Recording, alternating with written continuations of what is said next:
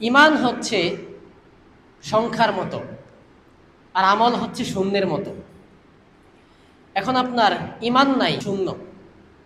আপনি শূন্য বসাতে বসাতে ঢাকা থেকে ময়মনসিংহ পর্যন্ত শূন্য বসালেন, এটার কোনো দাম নাই।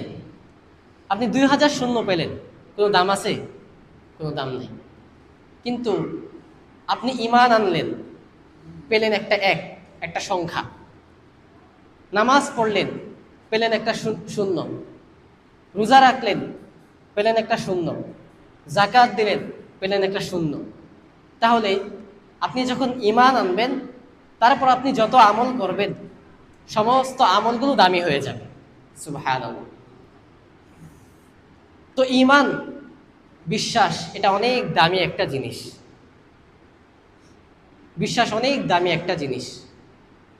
তো যারা ঈমান এনেছে আল্লাহ রাব্বুল আলামিনের কাছে, তারা সফল।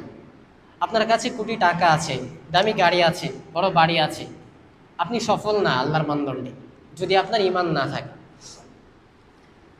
তাহলে যারা মুমিন তারা হচ্ছে সফল। তো আল্লাহ রাব্বুল আলামিন এবার মুমিনদের গুণাবলীগুলো বর্ণনা করছেন। আল্লাহ রাব্বুল আলামিন বলেন, আল্লাযীনা হুম ফী সালাতিহিম খাশিউন। মুমিন ব্যক্তি তাদের নামাজে বিনয়ী হয়। যারা তাদের নামাজে বিনয়ী, তারা খুশু খুদুর সাথে নামাজ আদায় করে।